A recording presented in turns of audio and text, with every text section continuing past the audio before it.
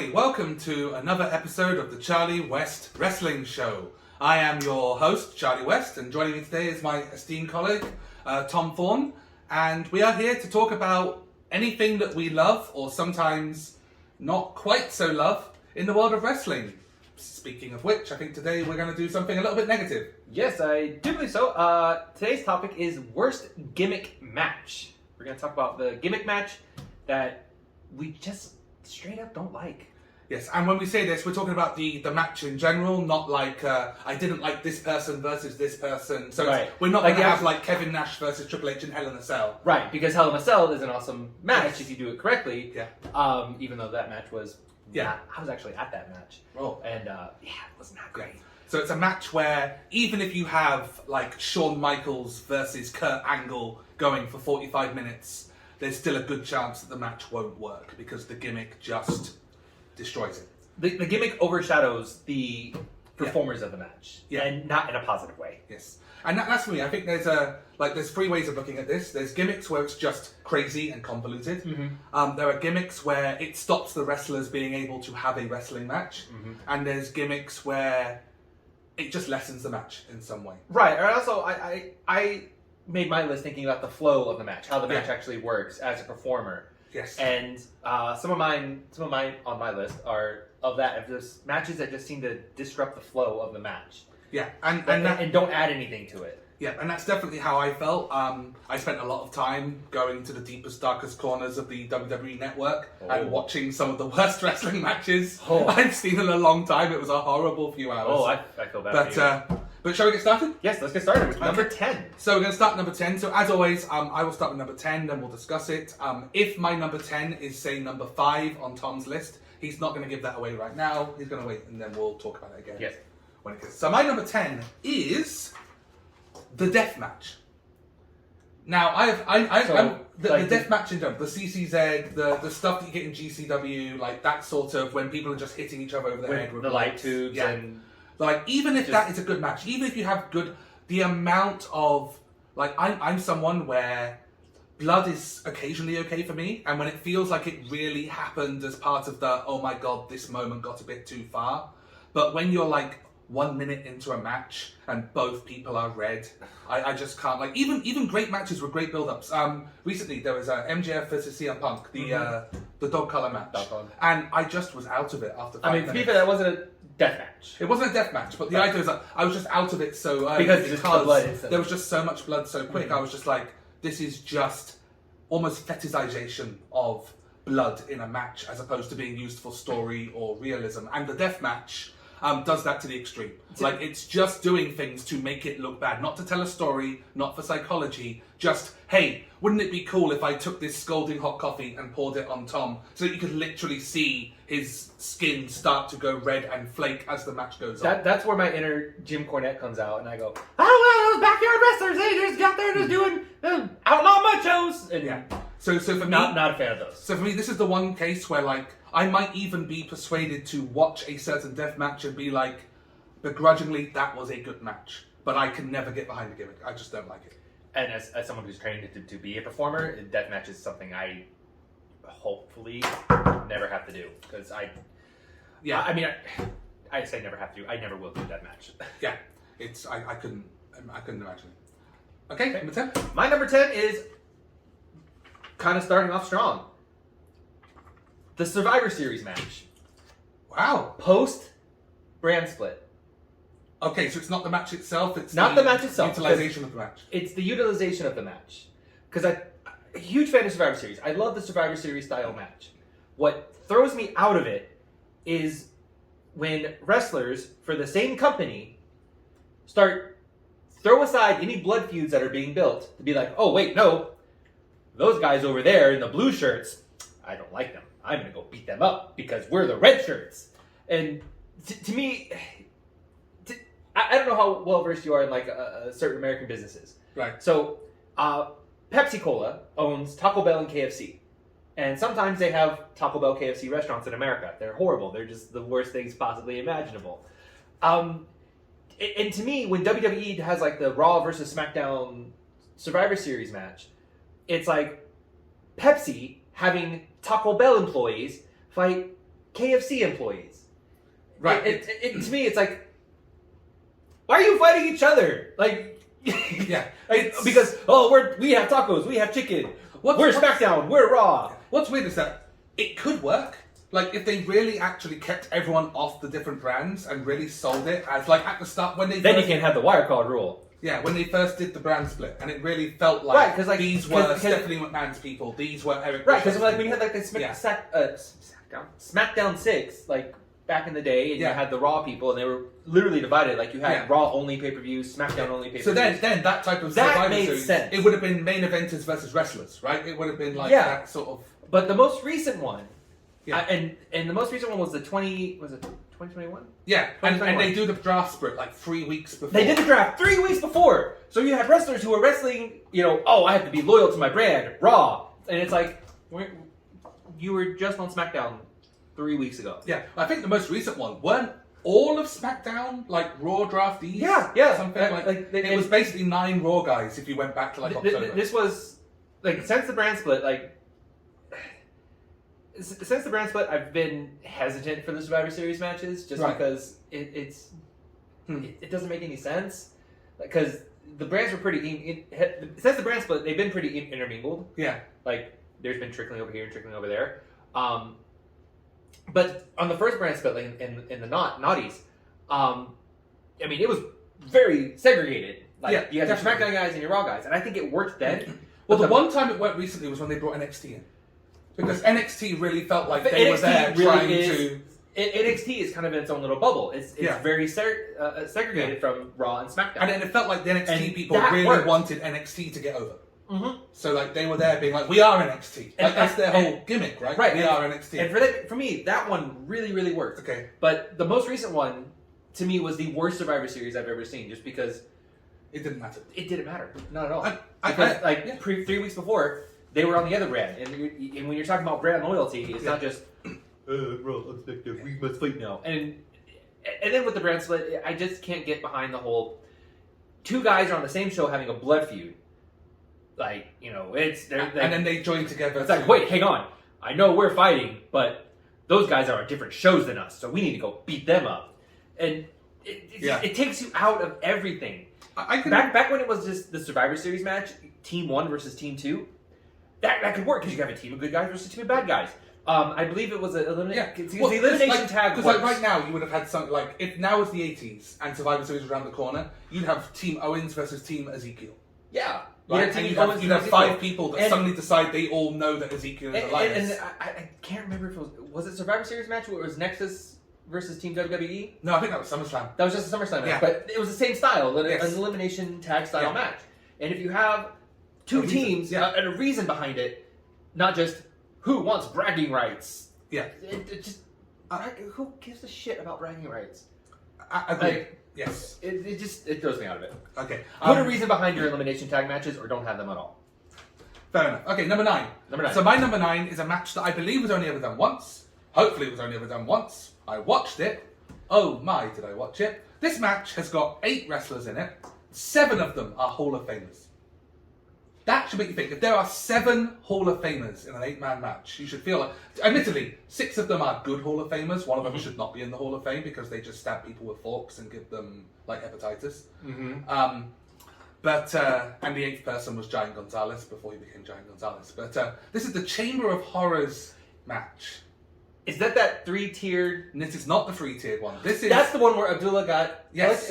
Oh, that one's horrible. And you know what? One's horrible. I watched this, and at the very start, like for the first couple of minutes, I was like, this is a bit of a clown fiesta, but it's kind of okay. You've got some really good wrestlers. You have Razor Ramon as the Diamond Stud, or whatever it was. You've got Sting. You've got Cactus Jack. You've got the Steiner Brothers. Like, all these people just, like, really doing it, like, doing stuff in a cage. It had that sort of, like, Hell in a Cell type feel, like they're not supposed to get out. Right. And then, like, 3 minutes in, this giant chair descends into the middle of the ring and takes up about half of the area of the ring in the middle. So now they're having to fight around the chair. You literally just have to have everyone fight in corridors. You can have no Irish whips, no throws, no suplexes. It's just literally people Bonk, doing... bonk, yeah. bonk, bonk. And you can't see it. It had referee cam for the first time ever, the referee had a little head thing on his face, so you could watch the match through the eyes of the referee. Oh. That was not a good camera angle.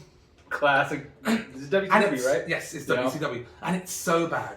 And you have to win this match, you have to have someone sat in the electric chair whilst somebody else goes to the side of the cage, climbs the cage, pulls the switch, which a few seconds later will set off the electric chair and electrocute the person in the chair. So, you have so many things that need to happen, and in the end you had poor Cactus Jack climbing up this cage and being like, oh, I'm going to pull it, wait, no, Rick Steiner's still in that chair, I'm not supposed to do that, I have to wait for him to turn it around, he hasn't turned it around yet, may as well pull the switch, because the switch does nothing, they're going to make the sound effects happen whenever, and then when it goes off, it's basically, if you've never seen the effects of the electrocution of Abdullah the Butcher, imagine a mini version of the AEW exploding ring. A mini version of that? Yes. Just fireworks and pyro just go out of the chair. Sparklers? No, I mean, to be fair, it had a bit more pyro than AEW did. But it is this whole thing of like... That's not hard. What was that? And it's terrible. It's a terrible match. And it was a match where the wrestlers couldn't wrestle. So it ruined the spectacle of having 6 great wrestlers and 2 big people trying to do a 4-on-4 tag team match. I can understand that. My number 9. So, for this one, I had to delve into the dark depths of early TNA. Oh my. Now there's about 17 different TNA matches that we could pick here. I mean, we could make a whole list probably about TNA Yes. matches. But my number 9 is the TNA King of the Mountain ladder match. Right. That's the one where you have to pin a guy, and if you pin a guy, you're allowed to climb the... So the rules are... Right.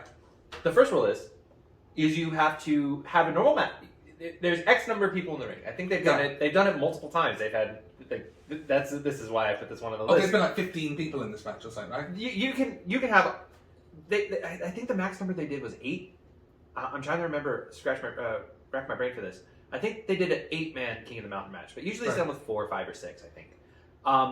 But first, it starts off. There's no ladder in the ring. You have to pin somebody to become eligible to climb the ladder. And then I think this match even had like a penalty box to where if you got pinned, you win to the penalty box for 2 minutes. And you couldn't do you just have to stand there. You just got pinned, and you gotta. I just love the idea of someone being like pile driven through a table. 1, 2, 3 into the penalty box, just leaps up. Go there. Because the time doesn't start. Shucks. The time doesn't start until you get into the penalty box. Brilliant. So because I know Samoa Joe was in one of these matches, and Samoa Joe's thing was like the coquina clutch. So, I just got knocked out and put unconscious. I'm asleep now. Okay, I'm awake now. Let me walk into this box and stay here for 2 minutes. That's the first part. Yeah. That's just to become eligible. So that's part 1, stopping people wrestling. Stopping people wrestling. Right. Part 2 is, on the outside, you have to grab the title, whichever title, because I think the first ones were for the NWA, and then they switched to the Impact Championship, and I think they did an X Division one before. Right. So you grab whichever belts. I think they've done a tag team one before as well. So you just grab whatever belts you want to do, and then you have to fight your way to the ladder, climb up the top of the ladder, and then put the belts on the hook, and then take them off. Because you won. Take it off. Well, you put them on because you put them on to win, and then after you win, I just won this, let me take it back off. It's it's the most ridiculous thing ever. In TNA, there's so many of them. I don't want to say too much because it may pop up again on someone's list, but there is no gimmick match in wrestling where when someone goes, hey, let's do a reverse insert gimmick match, that it works. It just doesn't. No. Okay, it's basically a reverse ladder match. Like, most ladder matches work because, let me climb this ladder to take something down. This ladder's like, we also use ladders to put things up. Let's do that, and it'll work. So number 8 is one of the very few modern matches on my list. Mm-hmm. My list is quite old because God bless the 90s. But this is the one time that WWE tried to do a big new gimmick match outside of the Fight Pit, which will not be on this list because the Fight Pit is fantastic. Awesome. But this is not fantastic. And not only that, it was created for somebody who cannot climb cages. So you have an 8-foot-tall champion. You're like, we need a gimmick match for our big champion. How about one where we have 2 different cages, and you have to make a person who can't even walk climb multiple cages, to the point of they had to pull him out of the match because he was incapable of doing the match that had been made for him. The Punjabi prison match. It's slow, it's cumbersome, it's only been used with wrestlers that are not suited to the gimmick, and also as a filming thing, you can't see it. You can't see shit. Because there's just bamboo. It's almost like there's 2 cages between you and the action. It is. And even with modern WWE, because you just can't put some poor cameraman running in between all the... You know, if you have cameraman just being like, okay, cameraman, now leap over the cage that we've just tried to suggest is completely unscalable. You can't get out of this. Yeah.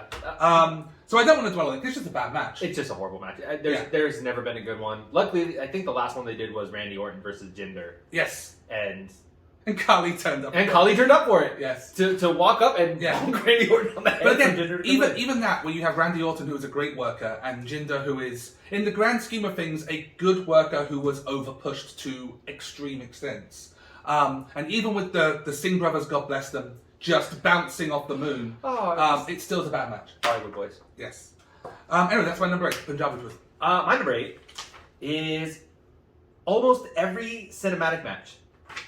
Oh. I'm not a big fan of the cinematic matches. There's one that I really, really like. Okay, let me guess. It's either the Boneyard or the Firefly Funhouse match. Firefly Funhouse match? You wasn't a fan of the Boneyard match. Okay. How about the broken stuff? The ultimate deletions and ultimate that stuff, I do like the broken Matt character, but I don't really enjoy those matches because they're just too corny. Okay, I will say... Yeah. So I'll let you say your feet first before I tell you I am a more fan of more realistic style matches, and I do believe a cinematic match can be done well. I do like the Cena Bray Wyatt Firefly Funhouse match. That match was just fun because it leaned into the absurd. Right. And if it leans into the absurd, this isn't a serious match. We're just gonna do NWO references and the prototype reference and stuff like that. That worked. I like that. I enjoyed that. It was fun. Yeah. But a lot of the other cinematic matches, they try to take themselves too serious, right? Or they just go too far into the absurd, i.e., the broken universe matches. Not the biggest fan of those, right? But most other cinematic matches, there's just something about it, because when you think of cinematic match, you think of a movie Hollywood fight, but they never turn out like that. Yeah, I get that. It always, to me, a cinematic match always seems like a bad fight, which is insane because most performers are, I think, they call it, Ric Flair has a famous thing, glorified stuntman. Yes. I do think they are professional stunt people. Yes. And I think they have a harder job than stunt people because stunt people have to, they're on a movie set. Yes. So they can do the take over and over and over and over and over again until it's right. A wrestler has to get it right one time in front of thousands of people. Yeah. So, to me, something about it doesn't make sense. When you see something in a boneyard, in a cinematic match that just looks sloppy or doesn't look clean, it seems weird that they did it all in one take when they didn't need to. Right, and I've noticed that a lot in cinematic matches. Yeah. They do a move and they do it once, and oh, that's good enough. Yeah, and it's because the Firefly Funhouse is probably the only one that had takes, right? That was probably put together with scenes. Yes, they had different scenes, and take it, John Cena is an actor now, so he's fantastic. And we got NWO John Cena. You got NWO John Cena, which was that sold me on that. Yes. But most other cinematic matches, I feel, try to do pro wrestling on a camera with no audience. It just something about it just takes me out of it. It just doesn't work. I can understand that because, if you go back to before COVID, when we didn't need, this wasn't a thing that we were doing because of necessity, you had things like the boiler room brawl, and it was I was never a fan of those. Well, that's to say because you have a match that, one thing that COVID showed was that wrestlers struggle when there's no audience, giving them immediate feedback on the thing. Right. So doing matches in an empty stadium, doing matches in a boiler room, doing matches in a shop of horrors or whatever else. I get that those matches don't need to happen. Mm-hmm. But I do think there is space for a match that has a cinematic feel when you want to do a gimmick, you want to do so. For example, Cameron Grimes versus Damian Priest, versus Silent Man. Dexter Loomis. That haunted house match, I thought that was great. It was really entertaining, and it's just Cameron Grimes being Cameron Grimes. So there's a lot of fun. Yes. Oh, Cameron Grimes is great. The Firefly Funhouse match, because that was something, and I think there is space to a few times a year have a match where you incorporate the theatrical movie side of wrestling. But you do something that isn't just a match in a weird setting with no crowd, so it feels hollow. That would be my See, something I thought was unique, if we're kind of going, just a small segue about the cinematic matches. You can do a match with takes and have it look okay, and I refer back to the Randy Orton Edge greatest wrestling match ever of all time match. Yes. Because they did some cinematic stuff with that, and you couldn't really tell, but you could also tell that. Yeah, but it turned out afterwards like they reshot some stuff. They reshot right? some stuff, so like they didn't film that match over just like one night, because I think they did the Boneyard match in just one night. Yeah, and they just kind of rushed through it, and especially the end of the Boneyard match, where it's just you can tell it's a dummy's hand sticking out of the grave with AJ Styles gloves on it. It was just like, oh come on, that was too cheesy and over the top. But you can't make a cinematic match, in a ring and make it look good. Yeah, but yeah, it's hard. It's difficult. Fair enough. Okay, my next match is a match that there have been plenty of in multiple federations, and every time it's bad. Because every time, it sounds like a big spectacle. It looks like, oh my god, what's going to happen? Something crazy could happen. But in the end, it's two wrestlers just trying their best not to die and not wrestle each other. Because they're like 20, 30 feet in the air on a small piece of scaffolding. Basically trying to be like, I have this much space in which to do my moves. And if I do something wrong, this is going to end badly. I could die. Yeah. And they're terrible. They're terrible because the wrestlers can't wrestle. I mean, I think of scaffold match, the first thing that comes to my mind is New Jack. Yes, exactly, where he tried to kill Well, he literally tried to kill a guy. Let me tase you and throw you off the scaffolding. Yeah, and it's just, there's no good can come from it.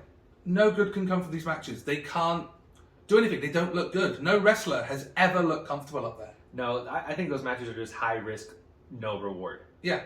Like having a thing where you have a scaffolding match is where Jim Cornette blew up both his knees.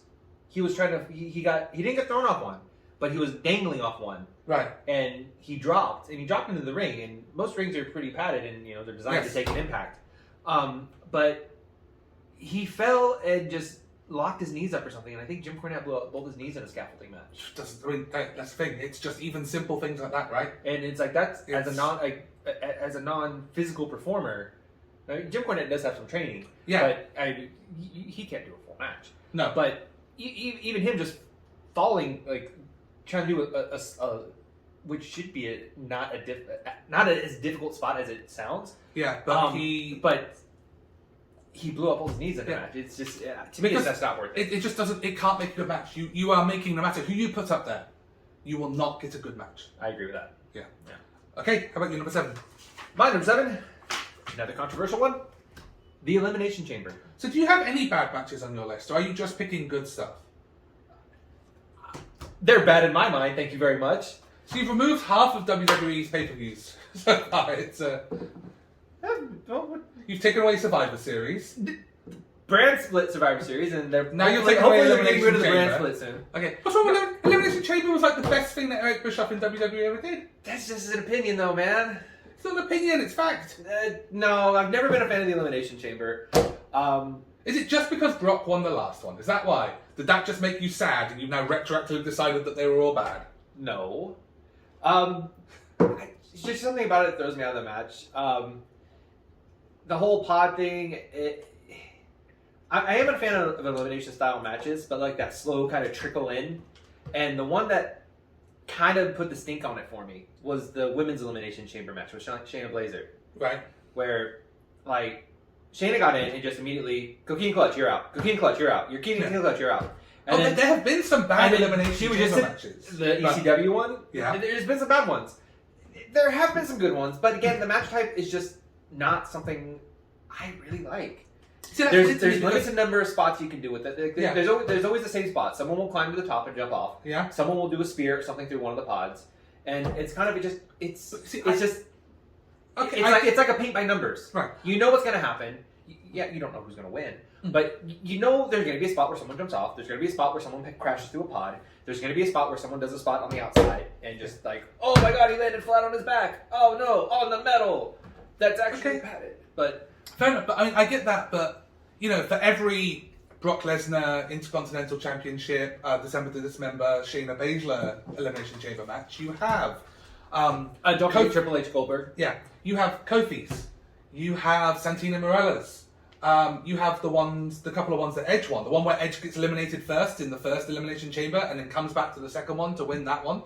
That's a fantastic duo story using Elimination Chambers. The one where Michaels wins, where you have Carlito and Chris Masters being pushed to the moon, like in one match, and then they forget they exist afterwards.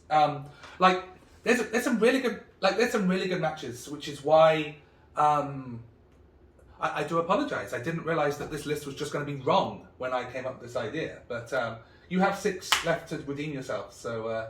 I feel that I will, and okay. I stand by my previous statements. Okay, well, you can ask yourself this. Going on to number 6. The next thing is called Hell in a Cell. But let's say Hell in a Cell, we're going to introduce one more gimmick match. You can either have the apparently terrible Elimination Chamber match to decide who's going to be the number 1 contender for the WWE title. Ooh, don't want to see that. That's terrible. What you really want to see, what the people want to see, is obviously a San Francisco 49ers match.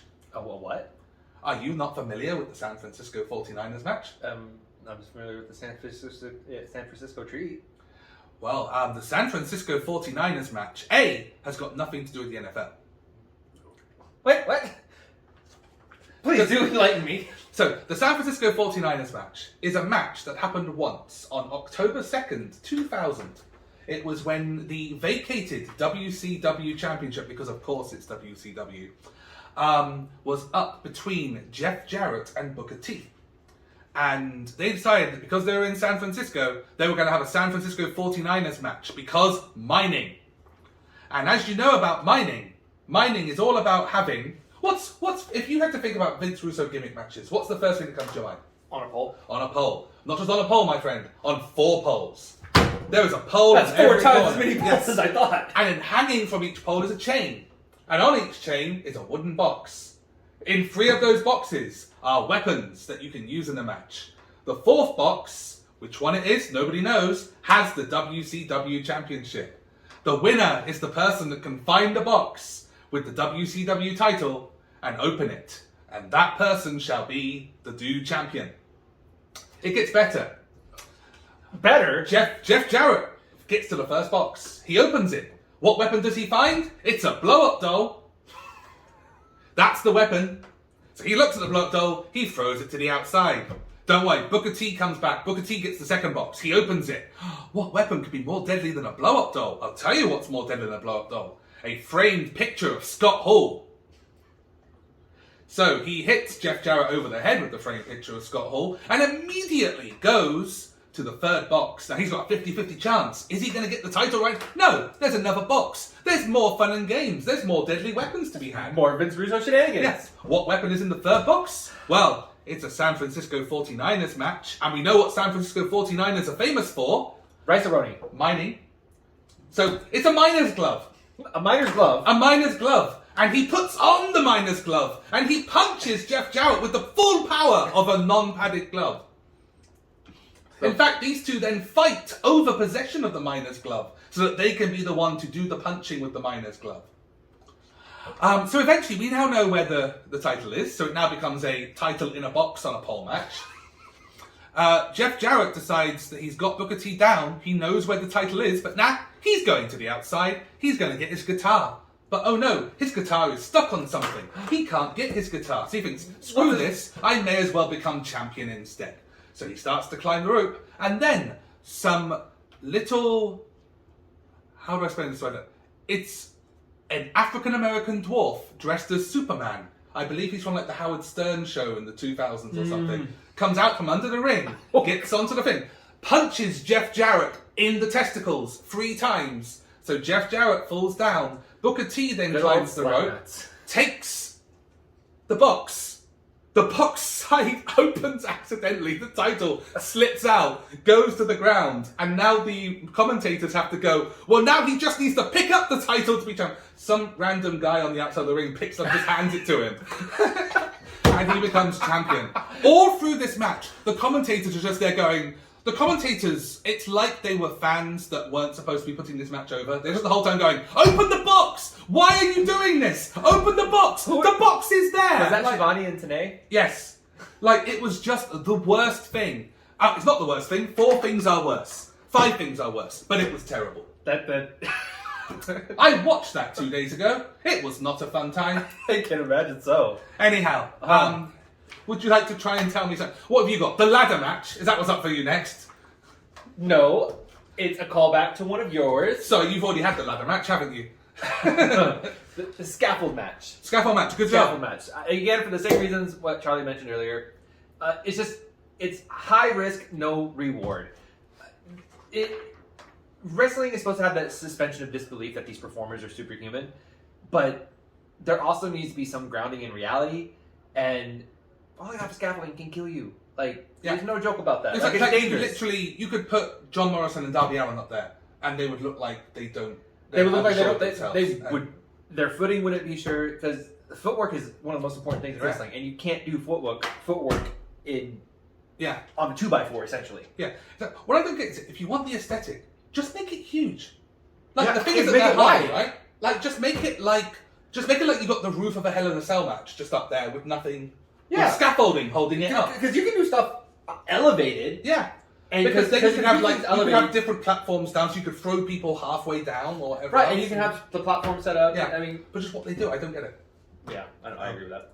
Okay, number 5. So I thought I'd have a change because I went on a bit about the San Francisco. So now I'm going to have a rant. Okay. So, AEW. I have opinions on AEW. Yes, they're very Those well are done. opinions for another time. Now, I really wanted to like AEW. AEW was coming out. They had their big show. It was going to be, wow, they're going to have a different type of wrestling, and it's going to make WWE get better, and then they're going to get better. It's going to be brilliant all around. Then I watched the first show, and the women's matches were terrible, and the tag team matches ignored tag team wrestling, and the main event was basically everything wrong with a WCW main event, including run-ins, and I was just like, no, but it's going to be alright, right? They've got Chris Jericho. I mean, he's doing a spinny elbow thing that doesn't do anything. You mean the Judas effect? Exactly. The most electrifying move in sports entertainment? But I was like, Jericho, everything he does turns to gold, right? And then he did his bit of the bubbly, and that was cool for a week, and then 17 weeks later, they were still running into the crowd. quoting it. And then he gets involved with Orange Cassidy. And Orange Cassidy is... And you know what? People tell me, oh, but you don't get it. He's actually a really good wrestler. That makes it worse!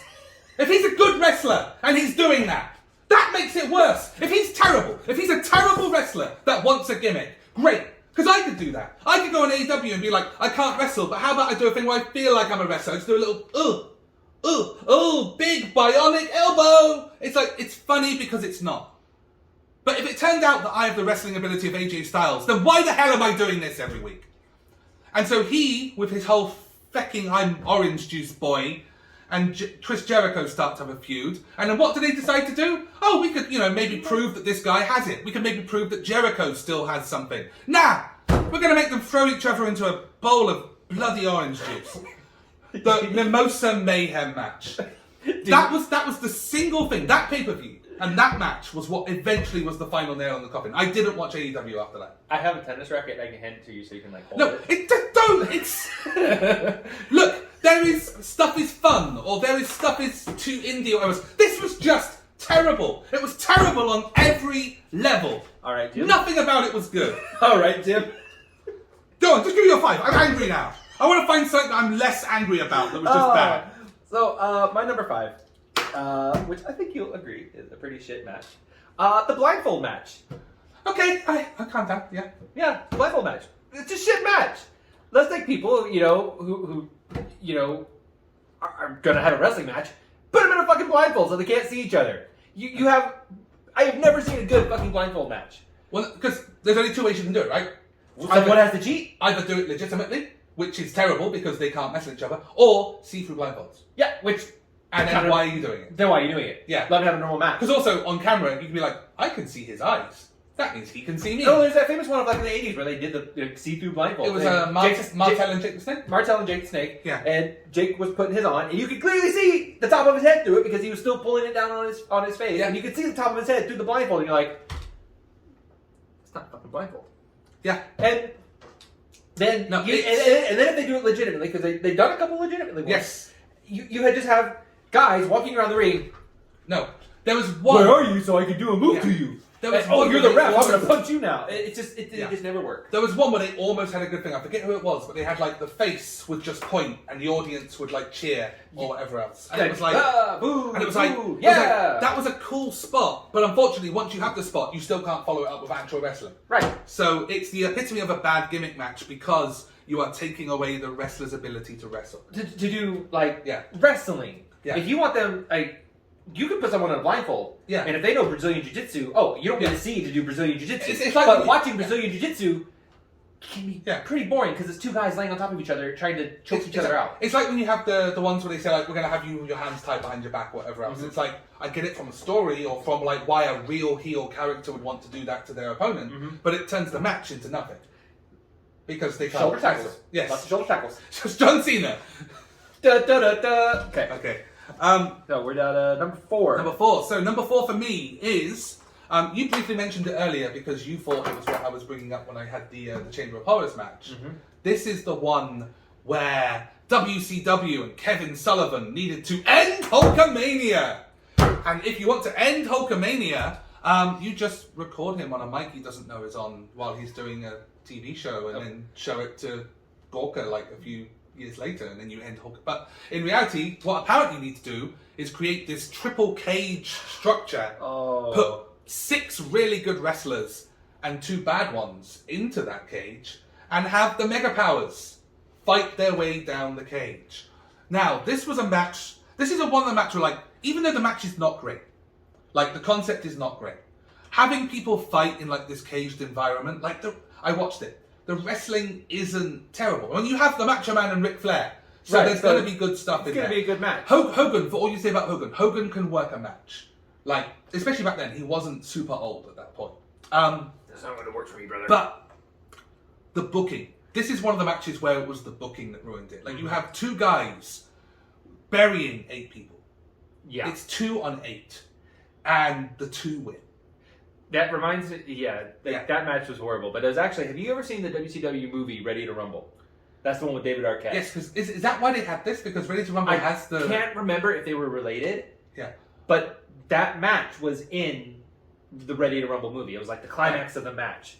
And it's basically the same thing, just like David Arquette and the wrestler who he's like mentoring or trying to like bring back to the top. The King, played by what's his name? I can't remember his name, but dude doesn't look like a wrestler. Yeah. Like it'd be like getting modern day Adam Sandler to play The Rock. It just doesn't work.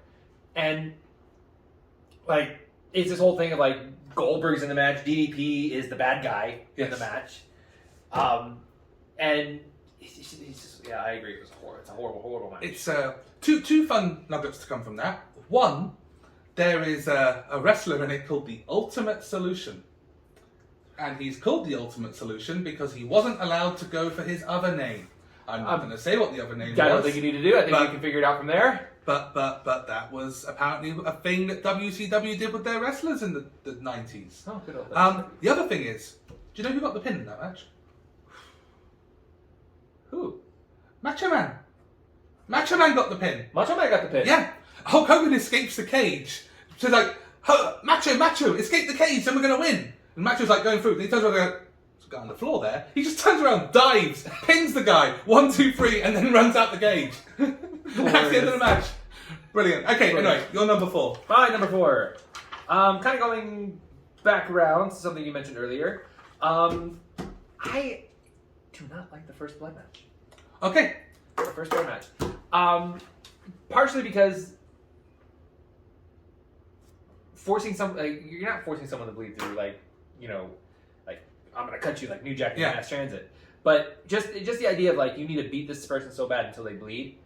And then the one that kind of really spoiled it for me was the Ric Flair. Was that the one where he bled himself and they were like, no, you've got to make the other person bleed? He busted himself open, like 2 minutes in, and they were supposed to do like a 15-minute match. 2 minutes in, Ric Flair's busted open.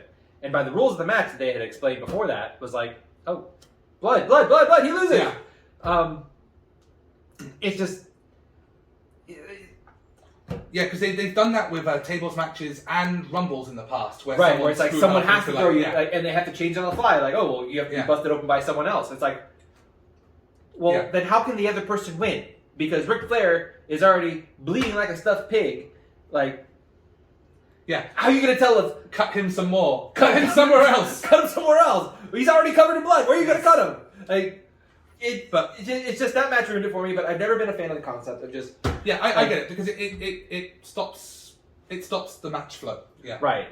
And then like they don't do them any. I don't think they've done one in years. No. But I've never been a fan of the type, and it's one of those matches that just it encourages unprotected unprotected headshots. Yeah. Either with the chair, turnbuckle belts. Yeah. Stuff whatever. That doesn't end well long term. It doesn't end well long term, and I think a lot of the research shows that blows to the head is not good. Yeah. So, my number 3 is a match that possibly is one that many people have enjoyed in the past. Mm-hmm. Possibly one that I've potentially enjoyed in the past. But when you think about it from how it affects the wrestlers and how it projects the wrestlers involved, it only harms the wrestling. It only harms the characters. It basically says that an entire section of your roster is only good for one thing, and you can't take them seriously as legitimate contenders.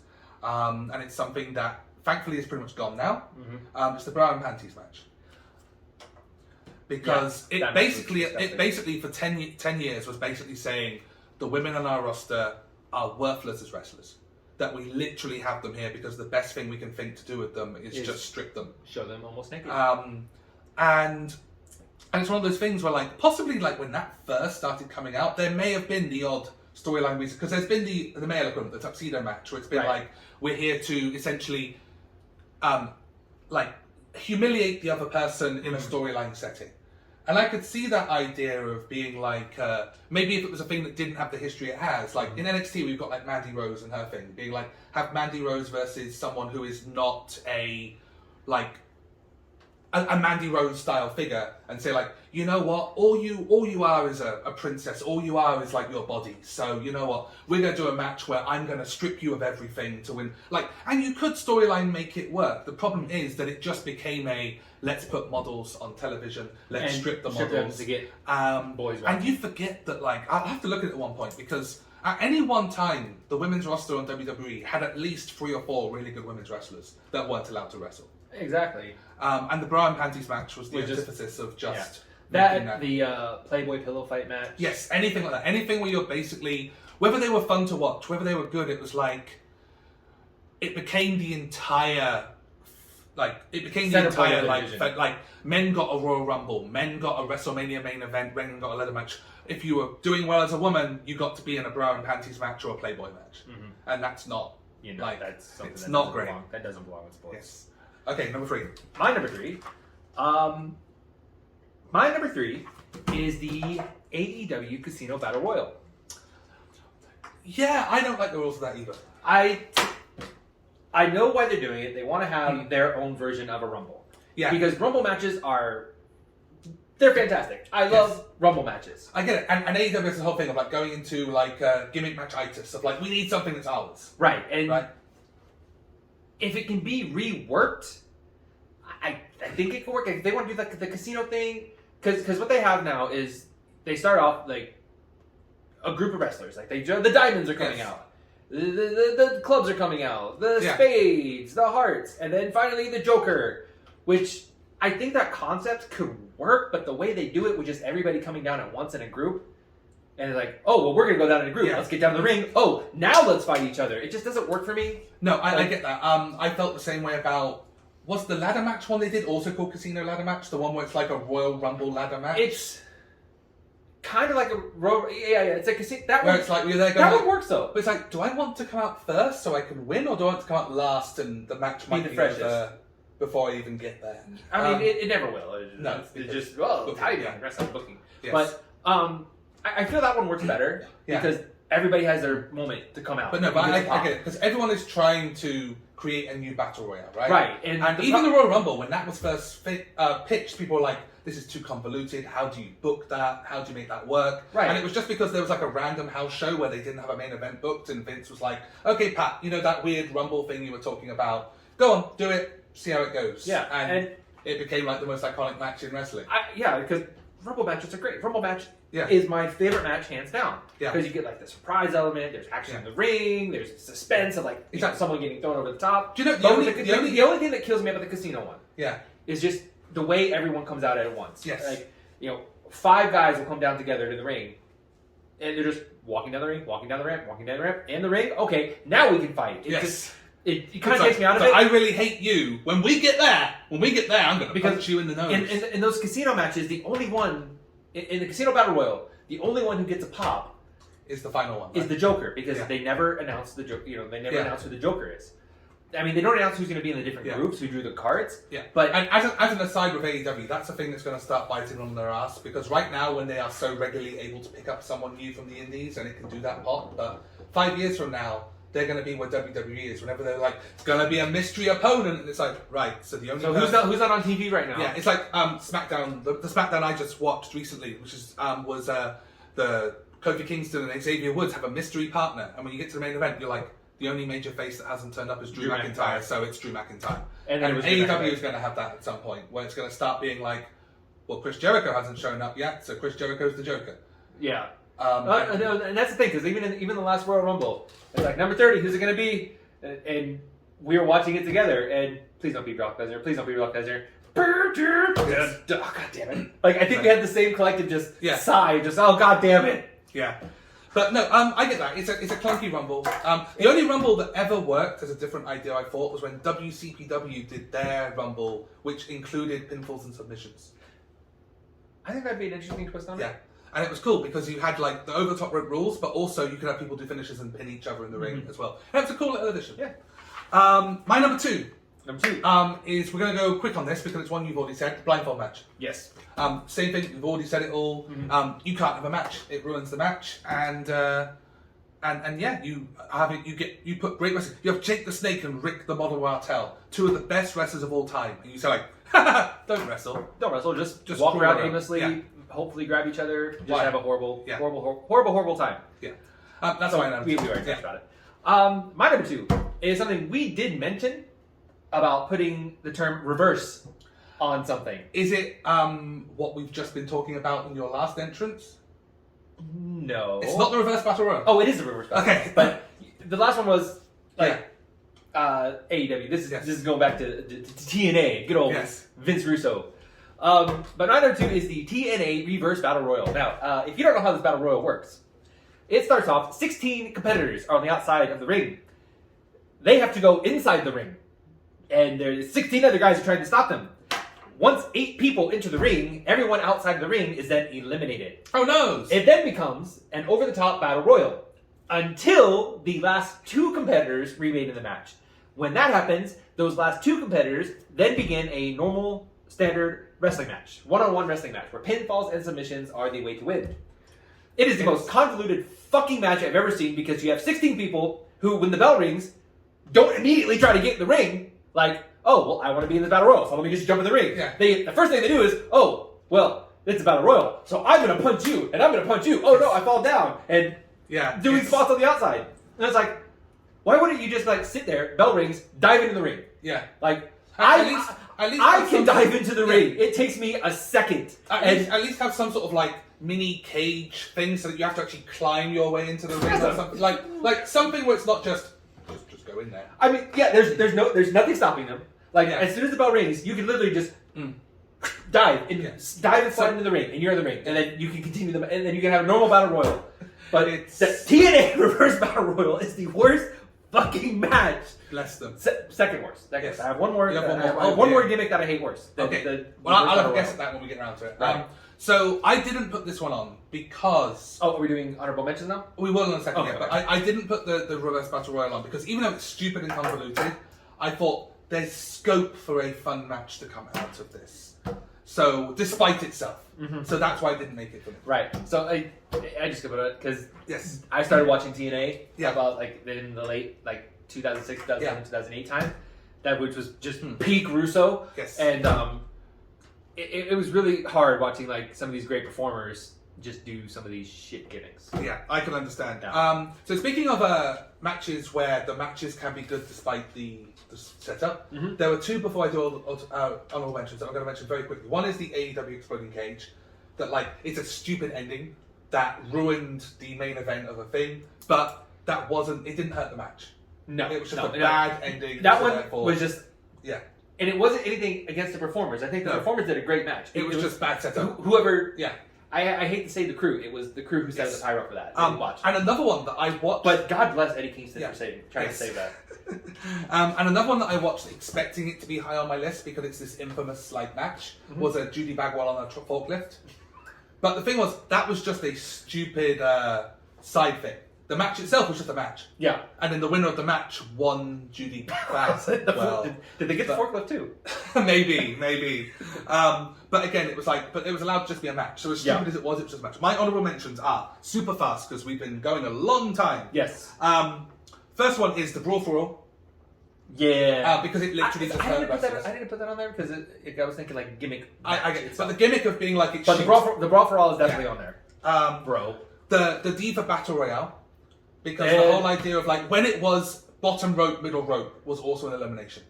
So just basically being... Was that the one where Gail Kim just eliminated herself? That was one of them. There was any Diva Battle Royale. Any Battle Royale involving divas up until they started like legitimizing women's wrestling. It was just like if you're not going to let your women do a proper over-the-top Battle Royale, don't highlight how bad you think they are by doing a watered-down version. It'd be like, we're going to do a ladder match on a step ladder. No, it's just not... It highlights that you don't think they're worth a damn. And especially when like half your roster actually is worth a damn if you just let them wrestle. You have Melina and Gail Kim and Michelle McCool and Layla and all these people that could have had really good matches and they're remembered for being the bra and panties sexy playboy era of... I mean, Melina was a fantastic performer. Yeah. Most of the things she's remembered for in WWE was the leg splits. Exactly. And the other one is the Falls Count Anywhere match, but only the WrestleMania 10 Falls Count Anywhere match with Macho Man and Crush, where the rules were you had to pin someone, and once you pinned someone, they had 60 seconds to make it back to the ring. And if they made it back to the ring within 60 seconds, the pinfall did not count. That sounds horrible. It was terrible.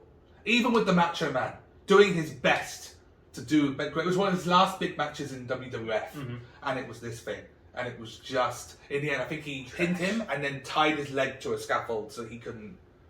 But it's just a terrible idea. Yeah. Anyway, my honorable mentions. Quickly run through them. The Infernal Match. Oh yeah, because Infernal Match just it sounds cool. Like set your opponent on fire, and you have this cool aesthetic of like fire on the outside of the ring, which does look cool, but.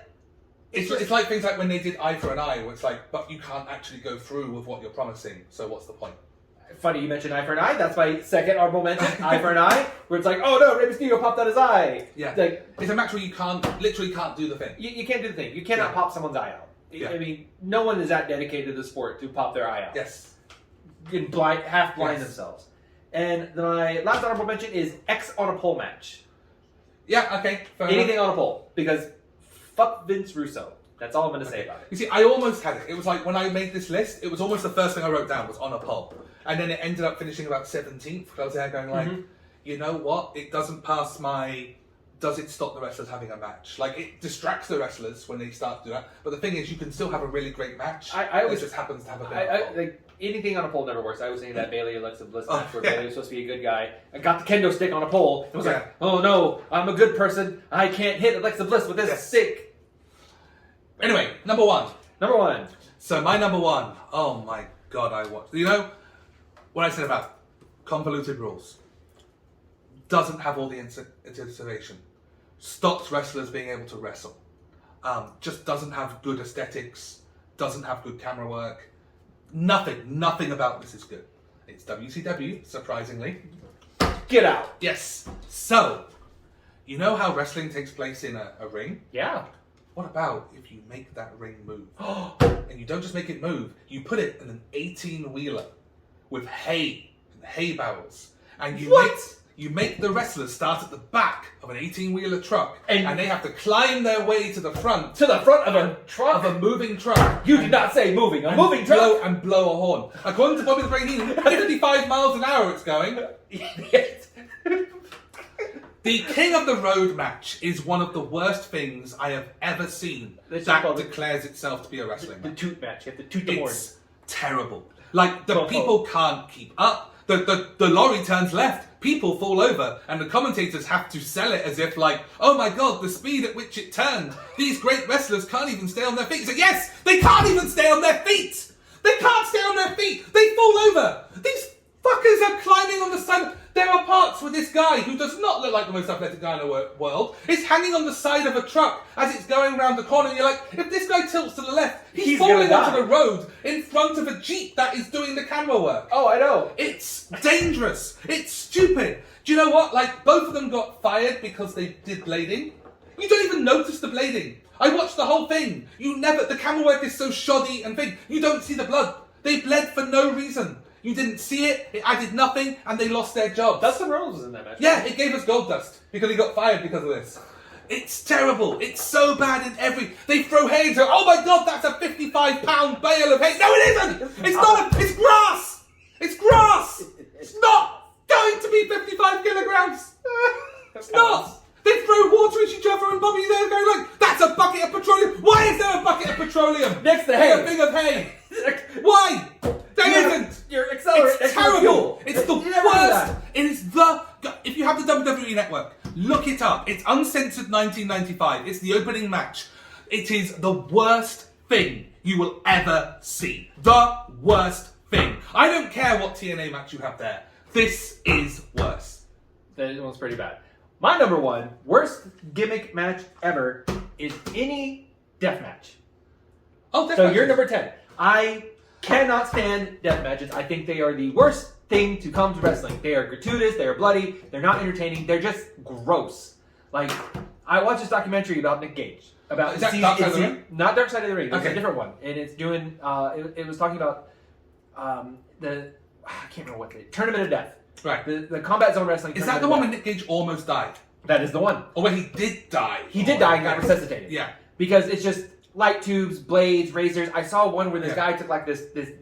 I don't know what it is. It was like a block of wood with like nails in it and just hammer it into some dude's head. And it's like, that is so not what the sport of wrestling is about. For me, wrestling is watching two people look like they just murdered each other.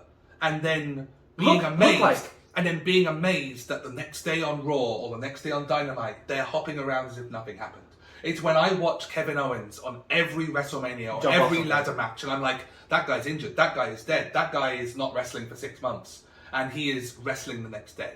Because they are just putting on a performance. They are putting on something where you get the feeling of these people are hurting each other. Yeah. But it's not actual... You're being entertained. You're not being discussed. They're not trying to like, oh, let's just discuss you with like light tubes or...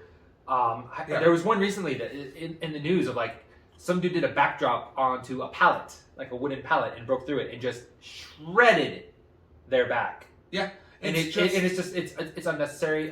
It doesn't add anything to the sport, and it just like you see some of these guys do these matches, and it's like who watches this? It's the people that want the blood, the people that want that gore, right? The people that are told that wrestling requires blood, and blood can enhance wrestling.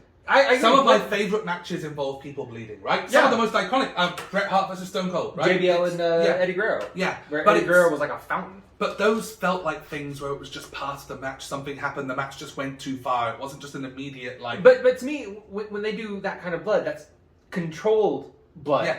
Like, it's not somebody else hitting you on the back with light tubes, or taking a power saw to your head, or taking a pizza cutter to your head. Especially that's taking a razor blade and doing a little cut. Because, if you ever cut yourself on your head, you bleed a lot. Especially in the world where we know that things like hepatitis and HIV, blood, different that, like, when you are a WWE or AEW, you have doctors, you have medics, you have people there testing them all the time, making sure, like, do you have this, do you have that, whatever else. Because that was a big thing about Bob Orton and The Undertaker. Yeah, because Orton had hepatitis, right? Yeah. Orton Senior, not Randy. Yeah. But But yeah, again, like we work for a small independent wrestling promotion, and we put on wrestling matches. There have been a couple of times where wrestlers have bled because it's just been part of what happened in the match and so forth. Especially when people were hitting each other with kendo sticks or whatever else. But I know right now that if I went to a match and we said like, oh, we're going to do a match where we're going to have light tubes and we're going to have like pizza cutters and whatever else, I'd be like, no, I'm not. I'm easily as a commentator. I'm not commentating on this. As someone who's trained to be a performer, I'm not going to get into a ring. Like when you hear about like independent wrestlers taking it into themselves and like attacking a referee and just like stapling referee or because of just shredding some referee, it's not wrestling. It's not. It's freak show, sideshow stuff. Which wrestling? I agree with that. That's one thing where I could put on my Jim Cornette hat and say that does not belong in professional wrestling. Like. Even if you think of like professional fighters, UFC fighters, MMA fighters, they don't do that kind of stuff. Yeah. And they're literally trying to knock a person out. Exactly. And despite the fact that people like Dean Ambrose, like they come from this world, right? Like good wrestlers Dean Ambrose, Swerve came from, he got to start in CZW. Like, I'm not saying that these people are bad wrestlers. No. It's just that like when you have the great wrestlers, like there's a reason why Cactus Jack and Terry Funk were able to go to WCW, able to be in WWE and be all-time greats, and Nick Gage isn't. And it's because you can tell Cactus Jack have a match without weapons, and he can have a match without weapons. You can tell Terry Funk go half an hour of Ric Flair, and he'll go half an hour of Ric Flair. Right. You tell Nick Gage, have a 5-minute match with Seth Rollins, and Seth Rollins can't carry him. No. Like Nick Gage is just he's just a thug who he can't wrestle. But no, I agree. We ranted about deathmatch at the beginning. We ranted about deathmatch at the end. I think that's a great full circle, right? Full circle, just a full circle. Okay. Say fuck deathmatches. Yes. So that's our top 10 gimmick matches that we do not like. Obviously, there's maybe things that we've missed. Maybe there's stuff here that you like. Maybe someone's there going like, the King of the Road match is my favourite. No, just unsubscribe. Go away. You don't need to watch this. You clearly need like help. But anyway, if you have things that you disagree with, agree with, let us know. Comment, like, subscribe. I believe there's a bell. Hit that bell icon. Hit the bell down here in this corner. Yeah. Which I hope this. You're making someone edit a corner, are you? Well, there's gonna be a corner in the. I mean, it's a video. It's a square. Oh, there's gonna be a corner. Okay. Fair enough. Squares have corners. Like a squared circle. Yeah. Okay. And as always, this has been the Charlie West Show. Thank you for watching. We'll see you next time. Goodbye. Bye.